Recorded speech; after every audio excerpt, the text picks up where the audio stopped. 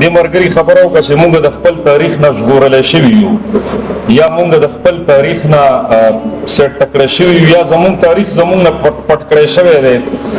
په دې خبرې سره زما په ځینې ګراوند فیکټس باندې اتفاق نشته. د چا تاریخ څوک د چا نه پټولی نشي. ستا تاریخ لیکلی شوی دی. عطاالله خان وګوره هغه تاریخ لیکلی دی د پښتنو تاریخ.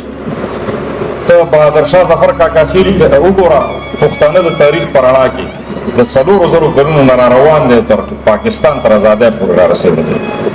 ته خواجه ساحل صاحب وګوره 8 کتابونه په تاریخ لیکلي. سکه شاهي تاریخ لیکلی دی، ضحاک لیکلی دی، یهودیت او پښتاني لیکلی دی، بوریا سپي د ایسبزو او د غوریا خیلو تاریخ لیکلی دی، د باړه مومند تاریخ لیکلی دی.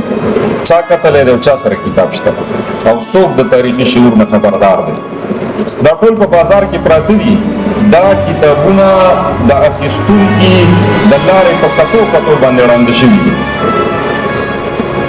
دا ټول کتابونه پراته دي. د فرق صاحب څومره کتابونه په تاریخ پراته دي، هغه خو نه چا د کورس نه ویستي دي، نه هغې ته چا بد ویلي دي. بس بل څه خبره ده.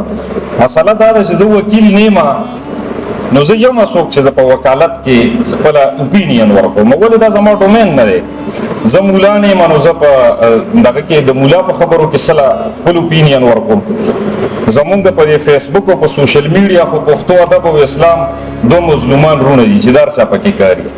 هر څوک پکې راټوپ کوي او خپل رایه ورکوي. نو کله چې په مارکیټ کې دا خبرې عامې شي چې دلته دا نشته او تاریخ نشته او فلاني نشته، هغه خبره څوک کوي؟